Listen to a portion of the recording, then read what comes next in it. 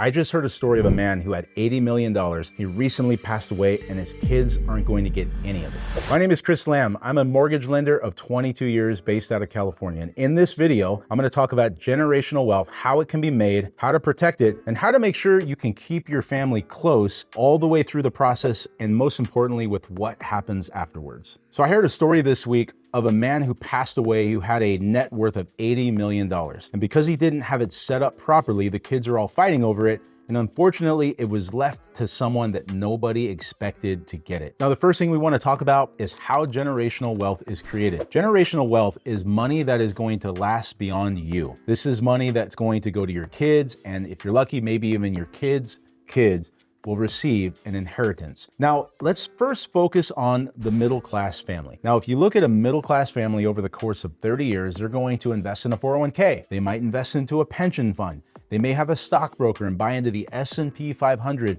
for the course of their entire working years, which is generally around 30 years. Usually they have a primary residence, maybe a couple rentals. Now, for the average middle-class family, when they get to retirement age of 65, they're gonna have somewhere between $1 and $3 million on average in a net worth. This would include paid off real estate, plus a 401k and maybe some stocks and pensions that they can pass on to their heirs. Now, the second group I want to talk about is business owners. Business owners take more risk, and oftentimes when they get to a retirement age of 65, they may have more assets. Some business owners may sell their company for 10, 20, 50 million or more dollars and have a much larger estate that they have to manage. Bare minimum, they usually have assets. They may have commercial real estate. They may have properties. They may have other assets to run their company. And these are people that also are going to need to be thinking about what they're going to do to protect their assets for the next generation. And the third group that I want to talk about are investors. Now, I know a lot of people in my generation who have made a ton of money by investing in things like cryptocurrency, the stock market, or real estate.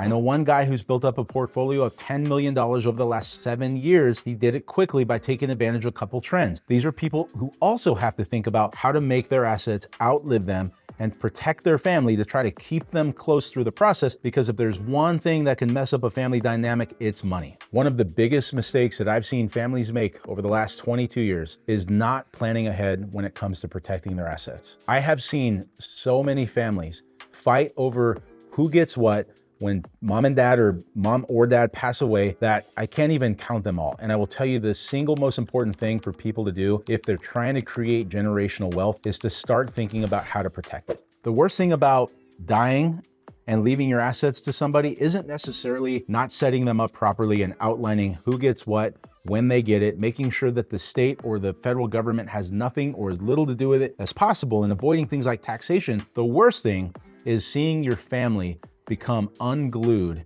and just seeing the dynamic of people fight over things. It's the nastiest thing you'll ever see. And today I want to finish this video with talking about some simple steps you can take early on to make sure you don't find yourself in that position. The first thing I want to talk about is how to avoid probate. Now, probate, just putting it very simply, I'm sure there's some legal people that will watch this and say I missed it, is when you don't have a way of protecting your assets and you have to actually have the local courts step in and try to figure out who gets what and do it through the courts. Now, I will tell you that this can be a very costly thing. And at the end of the day, the court's going to get a big part of your family's estate. So you want to avoid probate. The simplest way to do that is to get what's called an irrevocable family trust. Now, the cool thing about an irrevocable family trust is it's not only going to keep you out of probate, but it's going to give you a chance of specifying who in the family gets what, when they get it. You can make these super simple, but you can also make them really complex, where some of your money will pass from one generation to the next, where you might be able to continue to leapfrog down multiple generations to provide your kids' kids an inheritance from your estate, depending on how big it is. But simply put, this is going to be the document that legally provides direction for where your money, where your assets, where your house, and all your personal items are going to go after you pass away. And I will tell you, as a cancer survivor, about 13 years ago, you can't think about these things early enough. If you buy a primary residence and you have $100,000 in equity in it, you should get a trust and start learning these things as early on as possible. But the reality is there's people out there have 5 houses and have $1 million and still haven't thought about these things. So it's really important you do this as soon as possible. The second thing that you have to think about is inheritance tax. Now, Uncle Sam is going to find his way to get in your pocket in every way they can. And most people don't think about that. If you have a large estate and you plan on passing that on to your heirs, you've done everything right, you have an irrevocable living trust, you've specified everything, you've updated it every year to make sure that no properties are falling between the cracks, because some people buy multiple properties a year and you always have to make sure you're adding those to that trust and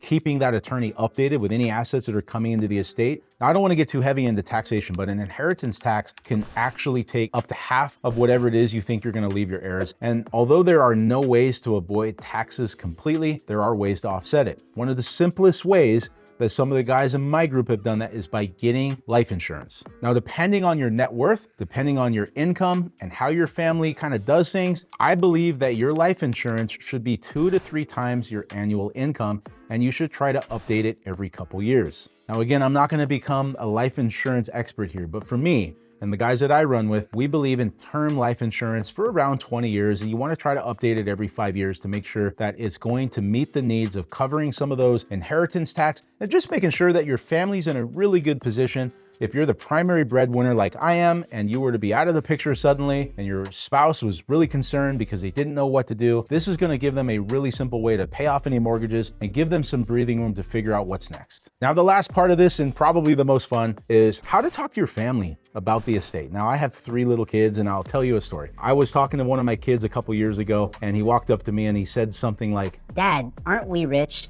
And I looked at him and I said, "No, son, I'm rich. Your future is yet to be determined." Now, that's kind of a joke, but I really think that some of us have seen the impacts of what we call a silver spoon, where you see some of these kids who grow up really privileged, and God bless them for it. Their family had a ton of money and gave them every opportunity that anyone could ever have. And, you know, sometimes that can be a great thing, but oftentimes if kids are growing up with this understanding that they have this golden parachute when mom and dad pass away, it can impact the way that they live their life. And I believe that every kid's different, but one of the things that we've done in our household, and I've seen some of my mentors do that has proved to be pretty successful, is to have conversations about money early on and help your kids understand that you don't want to deprive them from the lessons of learning hard work and having to take care of themselves. I have personally never told my kids what they're going to get, and I don't think I ever will. I was sitting with a client last year, and I happen to know her dad, and her dad has a ton of money and he has a ton of real estate. And she's sitting there getting ready to buy her first home. She's about 18 years old. She has a great job. She has no debt. She has a perfect credit score, and she saved $25,000. Now I'm thinking to myself, oh my goodness, this girl has got it down. What is she doing differently? And we started talking, and she said to me something I'll never forget. She said, "My dad and mom have literally told me since I was a little kid that I'm getting nothing." Now, for some of you, that may sound really harsh, but from my perspective, I said, man, that is one of the greatest gifts that they could have ever given her. For her to not think that she has some sort of security as she's growing up, and to really believe that she's gonna have to fight for herself, make her own money, learn all the hard lessons about getting pre-approved for her first house, buying it on her own. I just thought her parents were awesome, and that's some of the ways that we're trying to raise our kids. So I do think it's important that you talk to your kids about things. I think it's important that we teach them the lessons we learn. But remember this, the greatest thing that our kids will inherit will not be money or things. It will be the education that they get along the way. So if this video was helpful for you, if I missed anything and you have any questions, please do me a favor, like, subscribe, or drop a question in the comments below. I do get to those, but I would love to hear your thoughts.